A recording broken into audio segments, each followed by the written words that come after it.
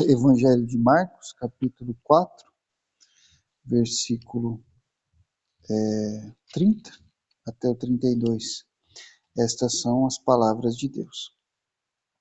E dizia: a que assemelharemos o reino de Deus, ou com que parábola o representaremos? É como um grão de mostarda que, quando se semeia na terra, é a menor de todas as sementes que há na terra.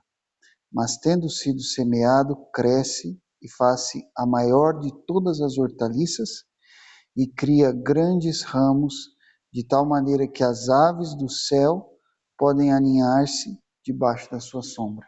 Amém? Obrigado, Senhor, pela tua palavra. Peço que o Senhor fale ao nosso coração. Abra o nosso entendimento, para que nós possamos ouvir a tua voz e ser transformados por ti, Pai. Em nome de Jesus. Amém. Irmãos, a próxima parábola de Jesus ainda é sobre uma semente. O Senhor gosta de semente, né? E eu até esqueci, porque eu tenho uma semente de mostarda em casa, que eu ganhei, ela está num vidrinho assim, bem pequenininho, e lá dentro tem a sementinha para não perder. E eu tinha falado, não, eu vou levar no domingo para mostrar para os irmãos, para eles verem o tamanho da semente de mostarda. Mas acabei esquecendo, mas eu acho que eu já até trouxe uma vez. Vocês lembram? Uma vez eu trouxe, acho que foi no estudo. Eu trouxe a semente. Mas enfim, passou, esqueci. Muita correria, aniversário da Heloísa, vai atrás disso, vai atrás daquilo, acabei esquecendo. Bom, mas agora Jesus não fala só sobre semente em geral, porque até então ele tinha falado de semente, podia ser qualquer tipo de semente, né? Trigo, cevada, cominho, podia ser muitos tipos de semente, mas agora ele fala de um tipo específico de semente, que é a semente de mostarda. E a semente de mostarda, Jesus escolheu ela.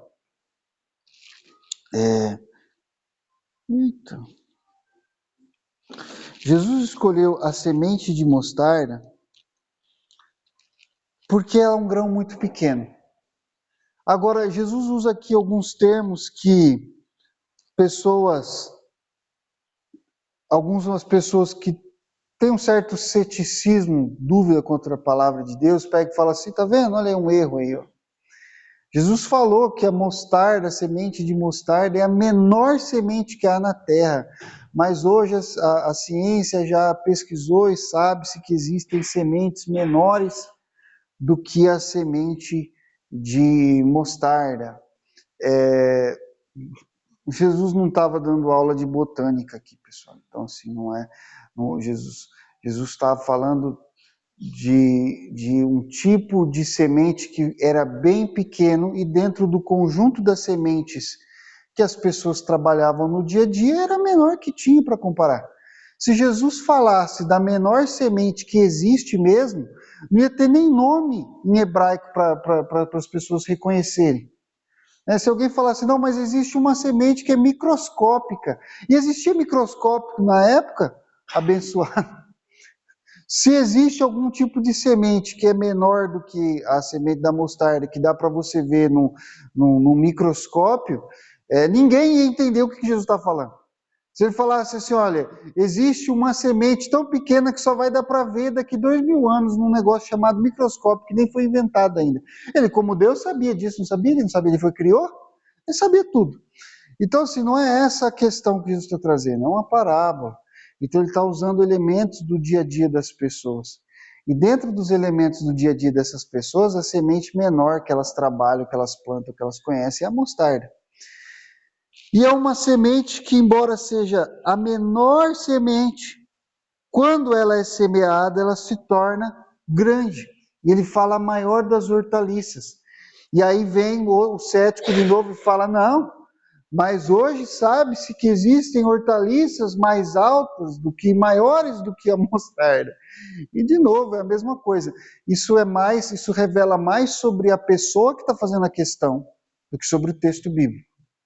Existe uma má vontade, né, em querer entender do que Jesus está falando. Dentro das hortaliças que as pessoas plantavam na época, a mostarda era a maior delas. E ele não estava falando de árvore, porque Jesus sabia que existem árvores maiores do que a árvore de mostarda. Ele fala de hortaliças. Então, assim, vamos só limpar o terreno aqui para tirar isso da cabeça e ficar com aquilo que Jesus de fato está tentando ensinar, na verdade está ensinando, e que nós estamos tentando entender do que ele disse. E ele fala assim, olha, é uma semente muito pequena, a menor que nós conhecemos aqui, e ela se torna uma hortaliça muito grande, a maior que nós conhecemos aqui. E quando ela está bem grande, os pássaros conseguem fazer ninho nela. Agora, você quer um exemplo de outra hortaliça? Alface. A alface é uma hortaliça. Ela cresce, fica bem bonitona, assim, grandona. Mas ela não fica grande o suficiente para uma ave fazer ninho nela, não é? Então, a mostarda, ela pode chegar a 30 pés. Agora, quanto é 30 pés, eu não sei, pessoal. Eu peguei esse cálculo e não consegui, depois não tive tempo de fazer a conversão, né? Mas 30 pés é bastante coisa. Dependendo do pé, né?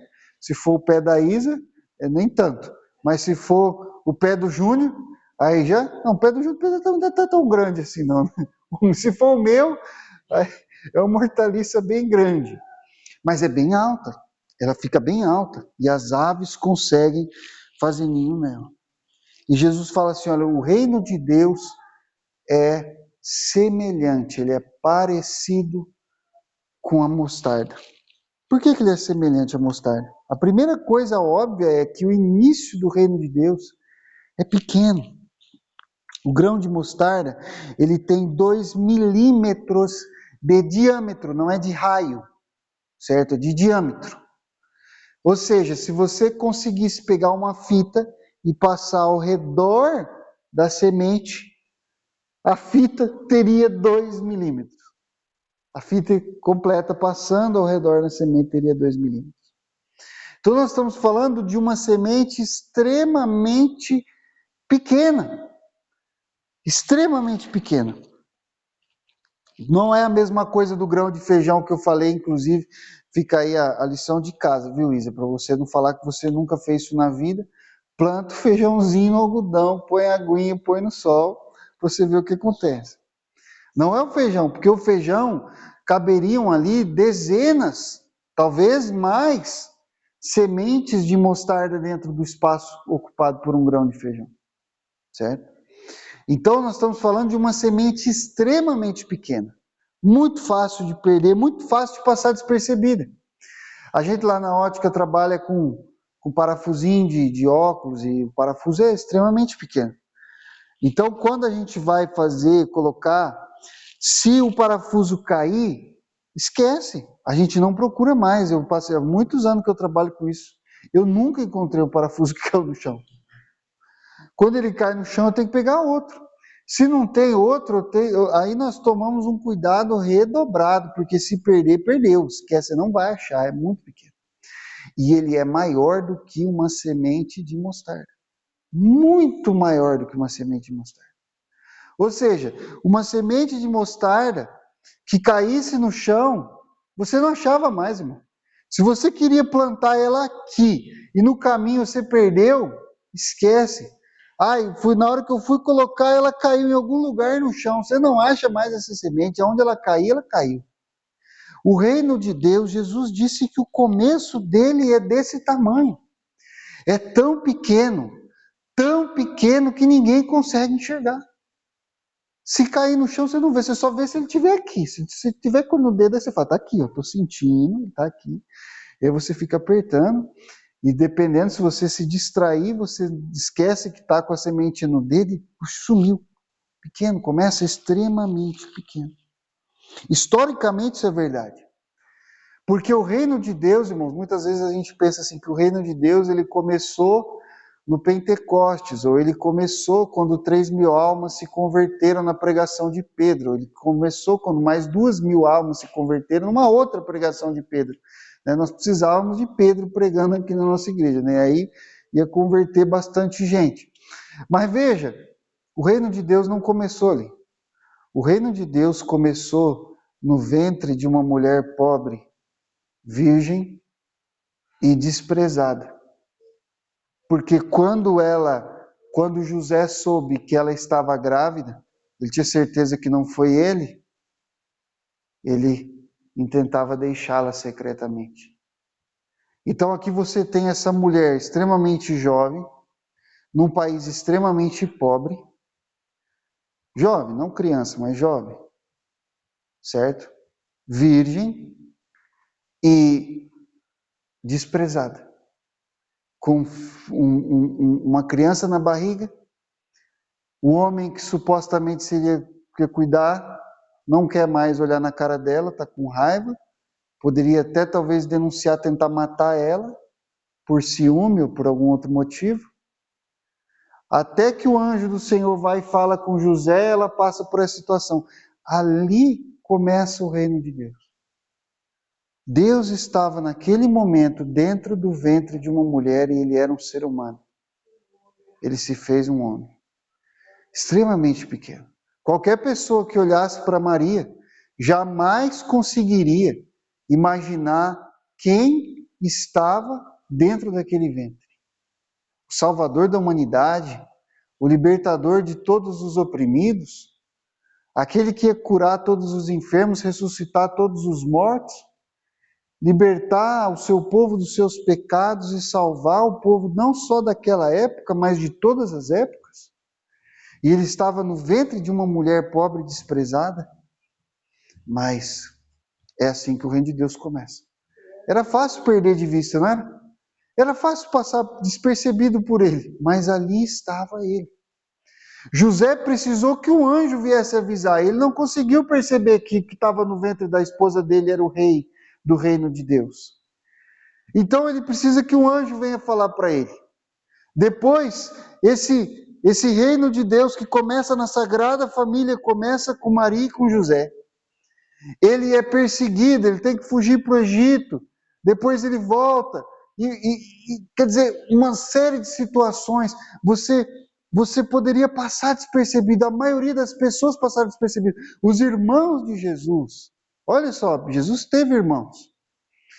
E a Bíblia diz que os irmãos dele não acreditavam nele.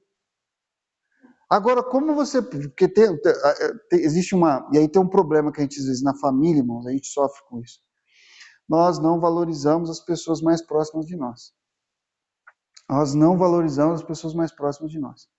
Às vezes a gente dá um imenso valor num artista, num político, numa pessoa que você viu, que você acha, que você gosta. E a pessoa da família, coitada, ó, fica ali, não vale nada. E mesmo, agora veja, mesmo Jesus passou por isso. E nós estamos falando do Filho de Deus. Deus encarnado, perfeito, nunca pecou, nunca falou uma palavra má dentro de casa, nunca fez uma mentira, nunca fez mal a ninguém na família. Ninguém tinha nada real para acusar Jesus. E nós estamos falando só da questão externa, nem internamente, ele nunca teve um pensamento pecaminoso. E mesmo assim, os seus irmãos que cresceram vendo o tipo de homem que ele era, não creram nele. Simplesmente não creram. Eles precisaram esperar a ressurreição. Depois da ressurreição que eles foram se converter. Depois da ressurreição, a maioria deles se converte. Então, a gente até viu uma parte, numa pregação anterior, que eles se reúnem para ir amarrar Jesus. Ele está louco, achava que ele estava louco. Onde já se viu curar enfermos, libertar endemoniados e pregar o reino de Deus? Onde já se viu, ficou louco. Então, assim, o reino de Deus passou despercebido até por quem estava olhando para ele. Não percebeu. Agora, na nossa vida também é verdade que o reino de Deus começa muito pequeno. A semente da palavra de Deus parece uma coisa extremamente pequena quando ela é plantada no nosso coração. Quando você vê, até na sua própria vida, você não consegue Quando você olha, às vezes, num prazo muito pequeno, perceber o que está acontecendo, bem logo no comecinho. A maioria de nós nem sabe, às vezes, dizer exatamente qual foi o momento que fez o clique. Mas teve um momento que teve o clique, que foi quando a fé foi concedida a você como um dom, quando você recebeu ela gratuitamente como graça e misericórdia, e ali você recebeu a salvação. Mas o exato momento você nem consegue perceber, porque começa tão pequeno. Você ouviu a palavra, o Espírito Santo foi ministrando no seu coração aquela palavra. Talvez não foi da primeira vez que você creu, você ainda ficou meio em dúvida. Passou um tempo, você ouviu de novo, e aquele negócio foi fazendo mais sentido. Chegou uma hora que você percebeu que você era um crente. Chegou uma hora que você percebeu que você acreditava. Mas qual foi o exato momento que você realmente creu? Só Deus sabe. Só Deus realmente sabe. Às vezes, tem pessoas que acham que creram e ainda não creram. Porque elas acham, às vezes, que são crentes porque elas têm certas opiniões sobre a vida, sobre valores morais, ou sobre porque elas têm uma participação nessa ou naquela instituição, nessa igreja ou aquela igreja. Mas, de fato, o coração delas ainda não está realmente voltado para Deus. Ainda está voltado para as coisas erradas.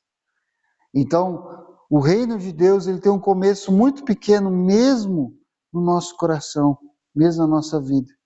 Parece uma coisa pequena, mas com o tempo ele vai crescer. E na experiência da igreja, se você olhar a história da igreja, e não só da igreja, mas mesmo de cada igreja, das várias congregações que Deus tem reunidas pelo mundo, o começo é sempre extremamente pequeno. Não só pequeno, o menor de todos. Entende? Nós estamos falando, porque a gente fala assim, não, mas tinham 120 reunidos no cenáculo. É verdade. 50 dias depois da ressurreição de Jesus tinha 120, mas chegou a ter só 11. Chegou a ter menos. Chegou a ter um grupo extremamente pequeno de pessoas reunidas num cenáculo em Jerusalém, com medo de ser morto pelos judeus também, até que Jesus foi fazendo aquilo crescer.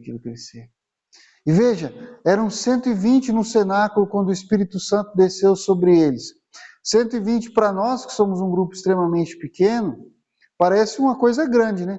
Se a gente tivesse 120 membros, nós estaríamos sentindo a maior igrejona. Não, nós temos 120 membros aqui e tal. Mas, na verdade, pensando no padrão Deus, né, que criou o universo, 120 é pouco. Nós estamos falando de Deus. Então, Deus derrama o Espírito Santo sobre 120 no cenáculo em Jerusalém, que estavam reunidos orando depois que Jesus ressuscitou e subiu ao céu. Estavam ali há 10 dias orando. E ali Pedro sai para explicar o que estava acontecendo e salva mais 3.000. Aí você fala, não, 3.120 já está ótimo, né? Agora está uma igrejona boa. Aí passam uns anos, Deus cura um aleijado na frente do templo. Aquela situação que Pedro pega o aleijado, não temos prata nem ouro, mas o que tem tido, pega o aleijado pela mão, levanta, o rapaz sai andando, todo mundo fica impressionado com aquele milagre, mais 2.000 se convertem. Agora sim, 5.120. Agora está uma igreja grande. Mas aí Deus pega e fala assim, não, vocês não estão entendendo o meu padrão. Manda uma perseguição, espalha todo mundo. E eles vão formar 1.000 igrejas de 50 pessoas por aí, de 5.000 igrejas de 10 pessoas. E Deus vai espalhando essa igreja pelo mundo. 300 anos depois, 1/3 da população do Império Romano é cristã. 1/3. Irmãos, 1/3 de pessoas no Império Romano se convertendo ao cristianismo, mesmo sob perseguição, mesmo muitas vezes sendo presos, muitas vezes sendo mortos, muitas vezes sendo torturados, perdendo tudo. Então, o começo do reino de Deus é pequeno. Quando você olha hoje, alguém fala assim, para você, são 2 bilhões de cristãos na Terra hoje, no planeta. Tudo bem, pode não ser 2 bilhões de verdadeiros cristãos. Vamos supor que seja bem menos do que 2 bilhões. Compare isso com os 11 discípulos com medo no cenáculo, quando Jesus ainda está no sepulcro. Compare. Que não sejam 2 bilhões, que sejam 500 milhões, que sejam 200 milhões. Você sabe que a população do planeta Terra, por várias gerações, não passou de 200 milhões? Do planeta inteiro. Essa é a primeira vez que a gente sabe, né, depois do dilúvio, que a população humana passa dessa marca. Chegou a 1 bilhão, 2 bilhões, 5 bilhões, 6 bilhões, agora, se eu não me engano, está em 8 ou 9 bilhões de seres humanos na Terra. E um grande número dessas pessoas são cristãos. O reino de Deus começa extremamente pequeno. Extremamente pequeno. Mas o fim dele é a grandeza. Porque como a semente de mostarda, que é muito pequena, mas quando ela brota, ela germina, ela cresce, ela se torna a maior das hortaliças. E o que Jesus está falando é, olha, o reino de Deus, ele começa extremamente pequeno, como um grão de mostarda, mas o destino dele já está determinado. O reino de Deus já está predestinado, certo? Predestinado a quê? A se tornar o maior reino de todos. Se você compara a mostarda com as outras hortaliças que tem disponíveis lá na região de Israel, a mostarda vai ser maior que todas elas. E se você compara o reino de Deus com todos os reinos que existem na terra, todos eles vão empalidecer, vão se tornar nada, vão desaparecer diante da grandeza e da glória e do poder e do crescimento que o reino de Deus tem preparado no futuro. Nós ainda não vimos aonde que isso vai terminar. Tem gente que está pensando, não, agora tudo vai acabar, porque agora é os ateus, agora os muçulmanos, agora isso, agora aquilo. Deixa eu explicar uma coisa para você, irmão, deixa eu explicar. Espera.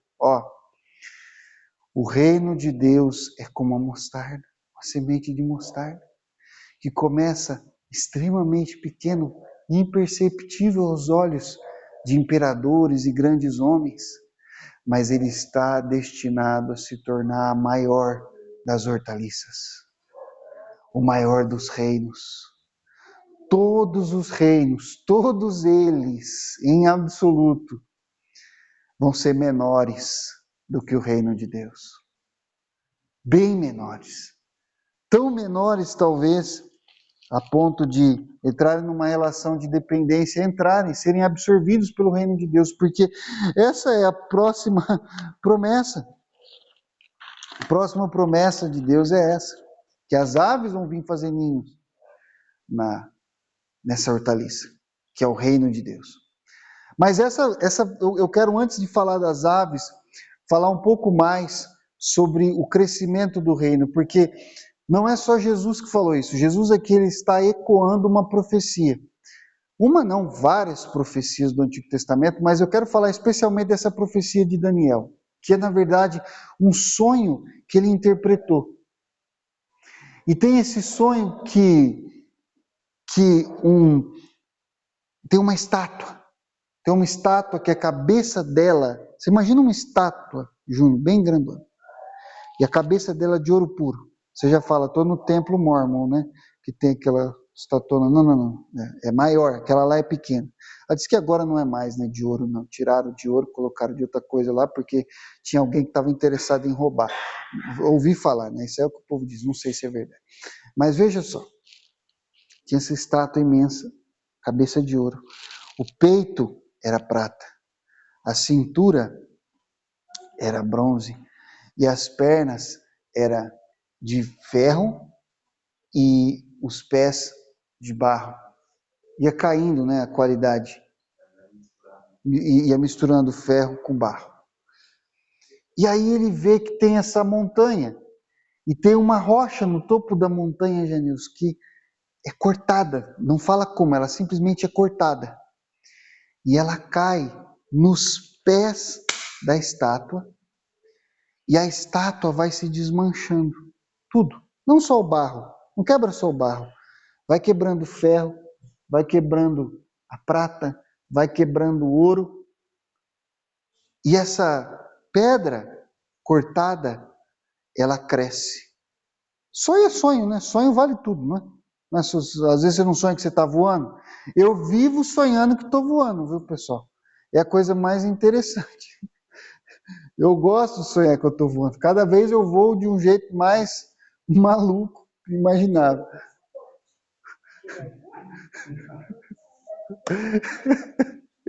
Então, essa pedra ela cresce, ela vai crescendo, crescendo, e no sonho, o rei vê que essa pedra cresce e fica do tamanho do mundo inteiro, ela ocupa o mundo inteiro. E aí Daniel interpreta para ele, olha, a cabeça é você, rei, mas vão vir outros reis, vão vir outros impérios depois de você. E esses impérios vão ser de menor qualidade do que o seu, eles vão decaindo em valor, em dignidade, eles vão perdendo.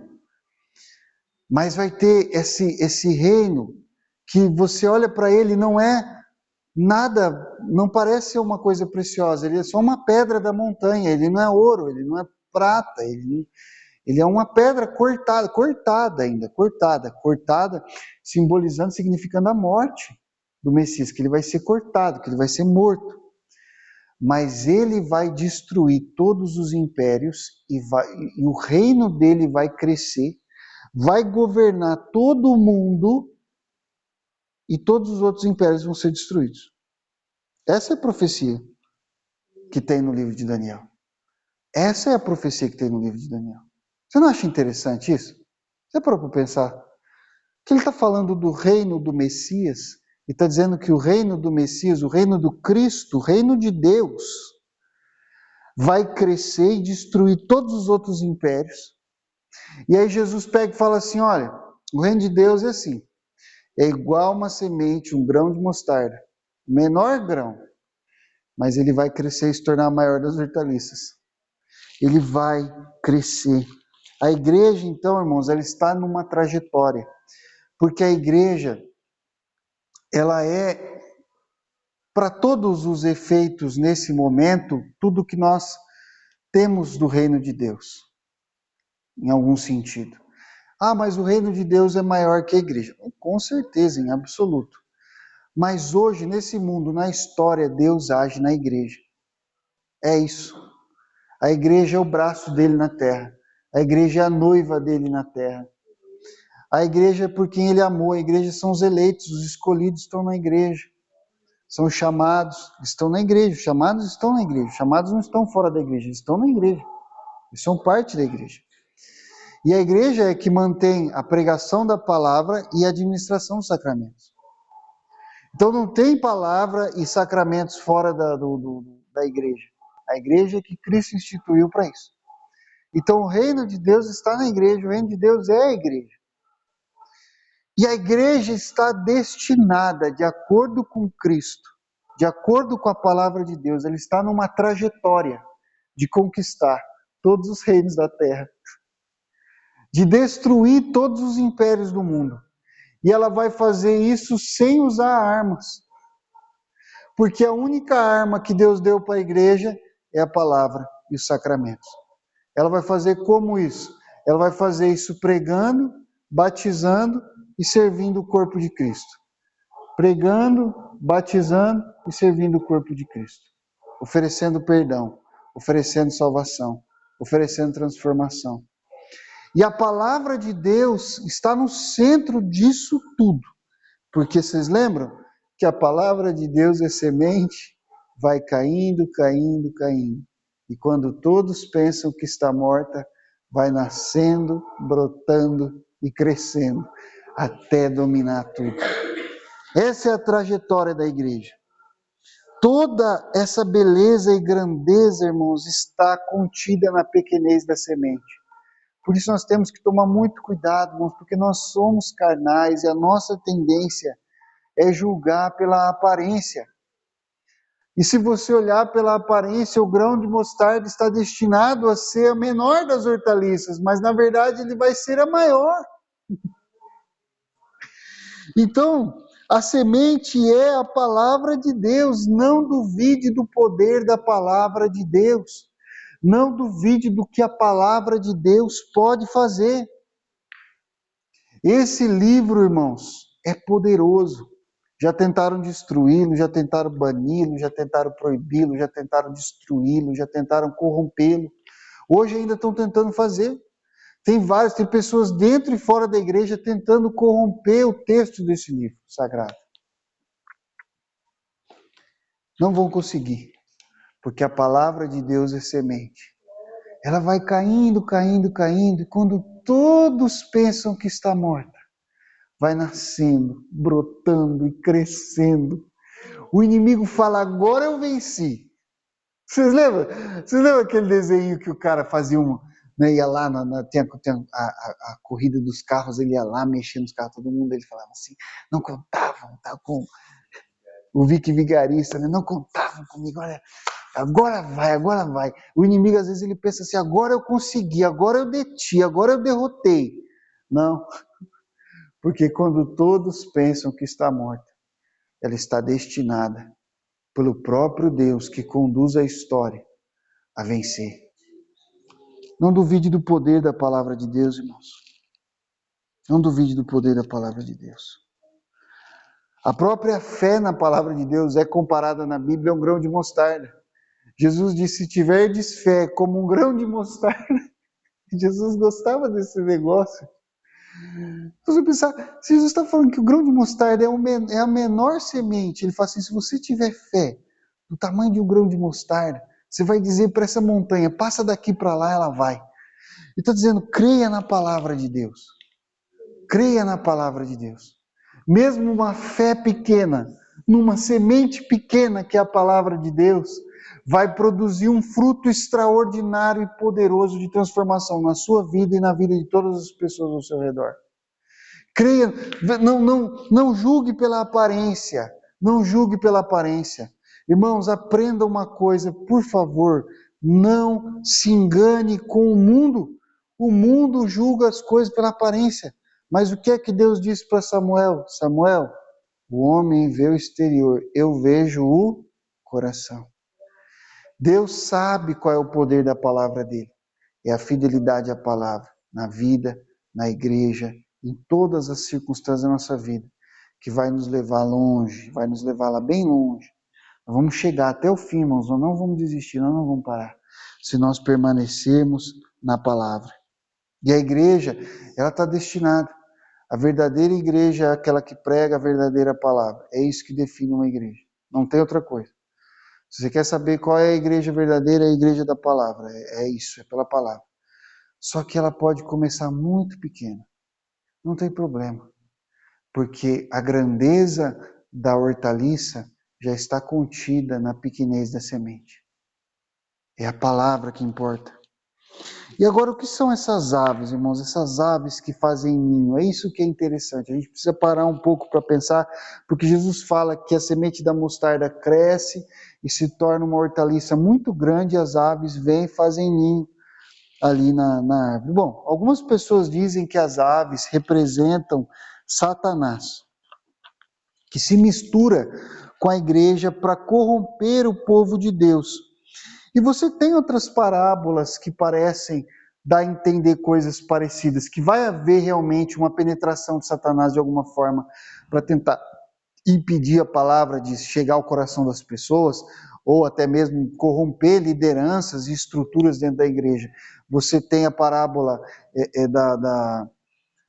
do que a gente viu do semeador, que as aves vêm, pegam a semente que caiu à beira do caminho, e Jesus fala que essas aves são Satanás, que vem, tira a semente do coração das pessoas.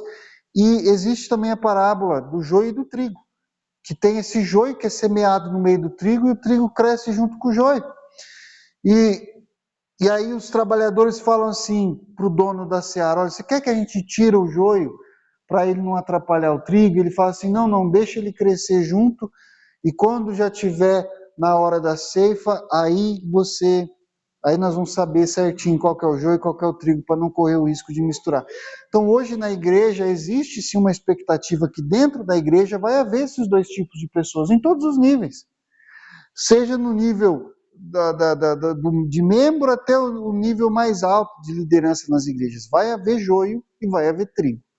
Vai haver gente que realmente ama Jesus, que é fiel, e vai haver aproveitadores, mentirosos, corruptos, idólatras, e todo tipo de prostituição e imundície vai ser encontrada, porque joio é isso. Joio é isso. E nem sempre você consegue, nem sempre é óbvio. Nem sempre é óbvio, porque o joio e o trigo, quando eles estão ali pequenininho, parece igual, né? Só quem sabe quem é joio e quem é trigo é Deus. Por isso que as ferramentas de disciplina na igreja são todas para dar o máximo de chance possível para o trigo revelar-se trigo e para o joio revelar-se joio de verdade e não fazer julgamentos rápidos. Nós não podemos fazer julgamentos rápidos, irmãos, com pessoas. Às vezes você vê uma pessoa na igreja cometendo um pecado, você fala, isso é joio. Calma, pode ser um trigo tropeçando, correto? Pode ser um trigo com problemas, pode ser um trigo que precisa de ajuda, pode ser um trigo que ainda não entendeu direito certos aspectos da fé. Então a gente tem esse processo de dar chance para esse trigo revelar esse trigo e não sair já julgando que é joio, Então existe ali algum fundamento para essa interpretação, mas eu não acredito que essa é a melhor explicação. Por quê? Porque na Bíblia fala-se, tem outros momentos na Bíblia em que fala-se de reinos como árvores e que as aves vêm fazer ninhos neles, certo? Então aqui nós temos uma parábola em que Jesus fala que o reino de Deus é como uma árvore e que as aves vêm e fazem ninho nela, certo? E eu tenho outras partes na Bíblia que falam de reinos como árvores, não o reino de Deus. Eu tenho partes da Bíblia que falam do Egito como árvore, aves fazem ninho debaixo dela. Eu tenho partes da Bíblia que falam da Babilônia como uma árvore que aves fazem ninho debaixo dela. Então, eu tenho que olhar para essas parábolas, falando desses reinos, e usar elas para entender essa parábola aqui. Não é muito mais coerente eu fazer isso? Então, quando eu pego essas parábolas nos profetas, nações grandes, que têm muitas nações menores sob seu governo e sua proteção, são árvores que têm aves como ninho. Então, se você tinha, por exemplo, o Império Egípcio, e você tinha várias nações que eram aliançadas com o Egito, não eram egípcias, mas elas tinham aliança com o Egito. E essa aliança era uma aliança de vassalagem. O que é a vassalagem? A vassalagem, o pessoal que acabou de sair da escola vai lembrar isso aí, pode até explicar para a gente, mas eu vou explicar aqui agora. O que é a vassalagem? É um reino pagar, certo, uma certa taxa ou um tributo para outro reino, e em troca esse reino vem defender o reino menor quando precisa de ajuda militar, de proteção. Então, não é só pagar o imposto, mas existe uma aliança. Olha, eu vou pagar o imposto, mas nós estamos aliançados. Quando surgir um problema, você vai vir me defender, vai me ajudar, nós vamos lutar juntos. Então, era isso que essas nações faziam. Esses grandes impérios, eles conquistavam outros reinos e eles tornavam esses reinos vassalos. Vocês agora vão nos pagar tributos e nós vamos defender vocês. Certo? Era isso que era. Algumas vezes na Bíblia, em várias partes do Antigo Testamento, essa situação de ser uma grande árvore, ou seja, ser uma grande nação, com muitas nações te servindo, era um sinal da bênção de Deus. Não sempre, algumas vezes era um sinal da bênção de Deus.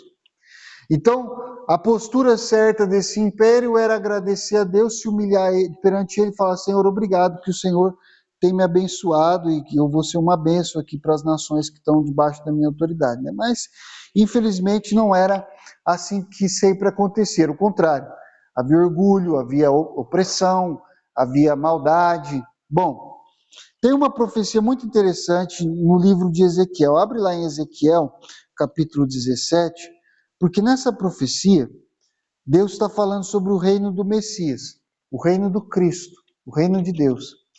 Em Ezequiel, capítulo 17, e ele fala do reino de Deus como uma árvore, exatamente do mesmo jeito que Jesus fala lá no Novo Testamento. Então, Ezequiel, capítulo 17, nós vamos ler do versículo 22 até o versículo 24. Olha só. Assim diz o Senhor Deus: também eu tomarei um broto do topo do cedro e o plantarei. Do principal dos seus renovos cortarei o mais tenro e o plantarei sobre um monte alto e sublime. No monte alto de Israel o plantarei, e produzirá ramos, e dará fruto, e se fará um cedro excelente, e habitarão debaixo dele aves de toda plumagem, à sombra dos seus ramos habitarão. Assim saberão todas as árvores do campo que eu, o Senhor, abati a árvore alta, elevei a árvore baixa, sequei a árvore verde, e fiz reverdecer a árvore seca. Eu, o Senhor, o disse e o fiz. Agora você fala, meu Deus, que conversa de árvore é essa? Não estou entendendo nada. Por isso que eu não consigo ler a Bíblia, pastor. Olha aí, como é que eu vou entender isso? Irmãos, é uma parábola. É uma parábola. Está cheio de símbolos. Muitos desses símbolos você consegue entender, eles são meio óbvios. Mas vamos lá, vamos pegar por partes aqui. Eu tomarei um broto do topo do cedro. O cedro é uma árvore. Aqui, se você ler o contexto, esse cedro é Israel. E o topo do cedro é a família de Davi, que eram os herdeiros do reino, que tinham sido cortados, porque agora Israel estava sob o jugo babilônio e eles estavam em cativeiro. Então, Deus fala assim, olha, mas eu vou pegar um broto. Um broto quer dizer o quê, pessoal? Um broto. Um filho. Um filho. Um filho. Vou pegar um filho dessa semente de Davi, da descendência de Davi. Vai ser um filho de Davi. Ele vai ser um brotinho do topo cortado do cedro. E eu vou plantar ele. Eu vou plantar ele no monte de Israel. O que é o monte de Israel, pessoal? É o monte de Sião, certo? Que na linguagem bíblica representa a igreja. E esse brotinho de cedro que eu vou tirar lá do topo e vou plantar, ele vai crescer e se tornar um cedro, ou seja, um reino. Um reino, ele vai crescer e vai se tornar um reino. E qual vai ser o tamanho desse cedro? Ele vai ser mais alto do que todos os cedros. E as aves vão vir de todas as plumagens, todo tipo de ave vai vir e vai fazer ninho nessa árvore, nesse cedro. Que ele está dizendo, todas as nações da terra, todas as plumagens de aves, todas elas, Brasil incluído, Argentina incluída, quer você goste ou não, todo mundo incluso, para se fazer parte desse reino, para entrar nessa casa, debaixo da autoridade de Jesus. Então ele vai crescer e as aves vão fazer ninho nele. Não tem nada de diabólico nessas aves. Aqui a imagem que Jesus está usando quando ele fala que o grão de mostarda vai crescer e se tornar a maior das hortaliças, ele está dizendo o reino de Deus está destinado a crescer mais do que todos os reinos da terra. E todos os reinos da terra vão estar debaixo do poder e da autoridade de Jesus Cristo, no trono mais alto do universo. Todo joelho se dobrará e toda língua confessará que Jesus Cristo é o Senhor. Abre lá em Salmo 22, versículo 27. Olha esse texto, irmãos, extraordinário. Salmo 22, versículo 27.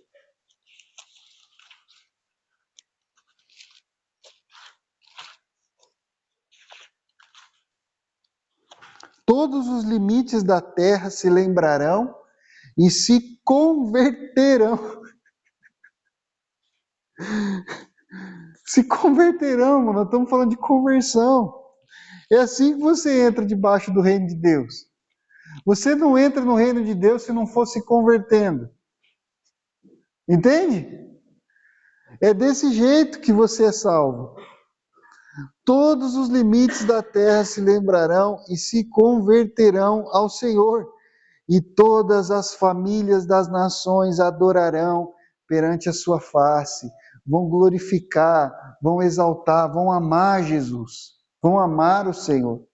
As nações que hoje nos perseguem, que hoje nos atribulam, vão dobrar os seus joelhos perante o Rei.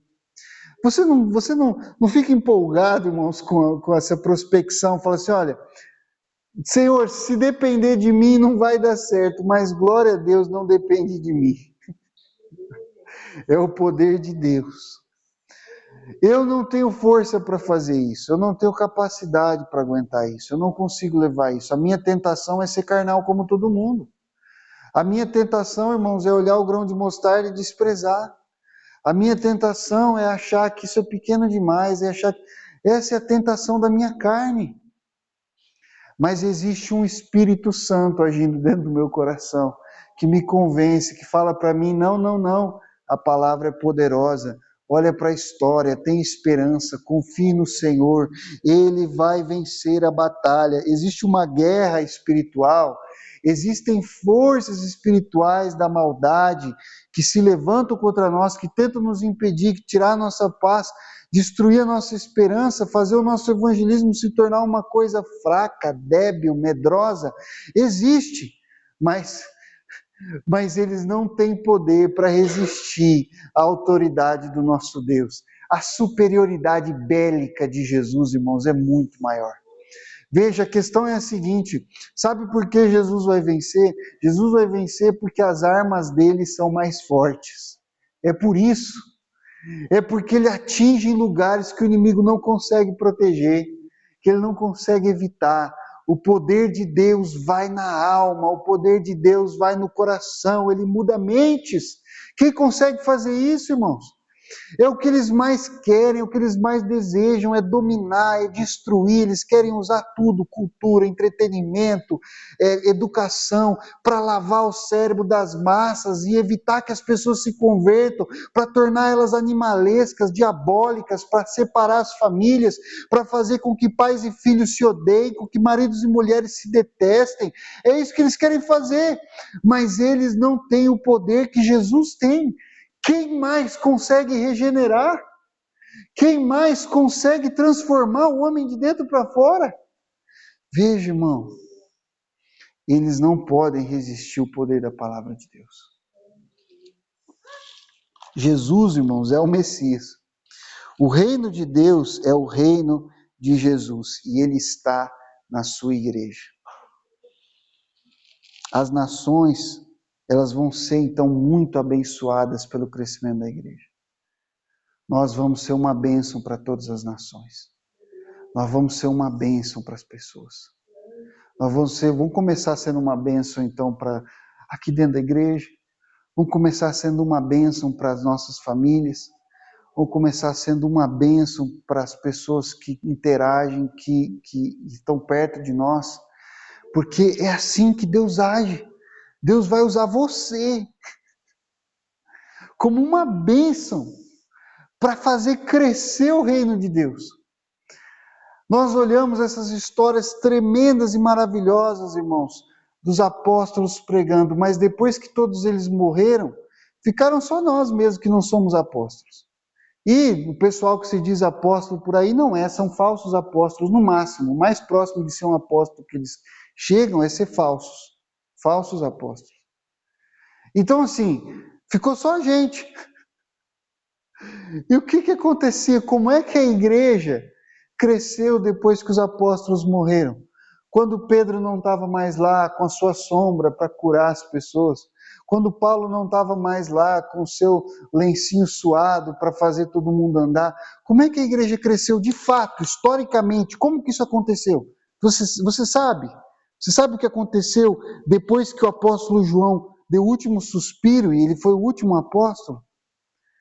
Foi uma massa de gente pobre, simples, muitos escravos, a imensa maioria escravos, sem direito a nada, sem direito nem à vida, pregando para o seu colega, para o seu amigo, para a sua família, falando, vamos na igreja, vamos lá que você vai ouvir uma palavra diferente. E a palavra foi se espalhando, e a palavra foi se espalhando, e o evangelho foi alcançando, e as vidas foram sendo transformadas. Milhares de igrejas pequeniníssimas reunidas em casas, sem templos, muitas em catacumbas, escondidas no meio do mato. Existe uma igreja próximo de Jerusalém. Jerusalém foi um palco de muitas perseguições. Muitos irmãos foram assassinados em Jerusalém depois dos apóstolos. Durante e depois dos apóstolos. Inclusive vários apóstolos foram mortos ali. Mas na região de Israel você chega num lugar, uma vez encontraram, tinha uma figueira, e alguém foi lá pegar uma fruta e percebeu que próximo da base da figueira, no meio do mato, tinha um buraco. E aí ele entrou naquele buraco para ver. E ele descobriu que esse buraco, na verdade, era uma sala subterrânea enorme. Enorme. Mais ou menos do tamanho da sala aqui da Maria. Bem grande. Para um buraco debaixo cavado, debaixo do chão. E ele encontrou naquele buraco um altar. E um escrito em grego antigo na parede. Jesus é o Senhor. Era uma igreja subterrânea. É assim que a igreja cresceu, irmãos. Através de pessoas como eu e você, comuns, pregando a palavra, muitas vezes se escondendo em buracos para cultuar o Senhor, para receber o corpo e o sangue de Cristo, para ouvir a palavra, para orar. Mas sendo fiéis na sua vida, sendo cristãos fiéis, sem negociar a palavra. A palavra de Deus é a verdade, o poder está na palavra. O poder de Deus está na palavra, o verdadeiro poder está na palavra, ainda que seja uma semente tão pequena, mas todo esse poder está contido nessa sementinha. Senhor, obrigado, Pai, pela Tua palavra, obrigado pelo Teu amor, pela Tua misericórdia, pelo Teu evangelho, pela nossa salvação, Senhor. Que essa palavra produza fruto na nossa vida, nos transforme, Pai, nos use como instrumento, Senhor, nas Tuas mãos, para expandir o Teu reino, para pregar o Teu evangelho, para ser uma bênção, Pai, para falar do Teu amor, para falar da Tua graça e da Tua misericórdia, Pai, em nome do Senhor Jesus. Pai, que o Senhor nos abençoe, Pai, que o Teu reino continue crescendo. Como é bom fazer parte desse projeto maravilhoso do Senhor, Pai. Nós sermos instrumentos, soldados nessa batalha, sabendo que o nosso general é Cristo. Ninguém pode derrotar Ele, Ele tem a melhor estratégia, as melhores armas, Ele conhece todos os passos do inimigo, a melhor inteligência. O Senhor é Deus sobre todas as coisas. O Teu reino, meu Pai, é eterno. Nada pode destruí-lo, nada pode impedi-lo. Em nome de Jesus, amém e amém, Senhor. Louvado seja Deus.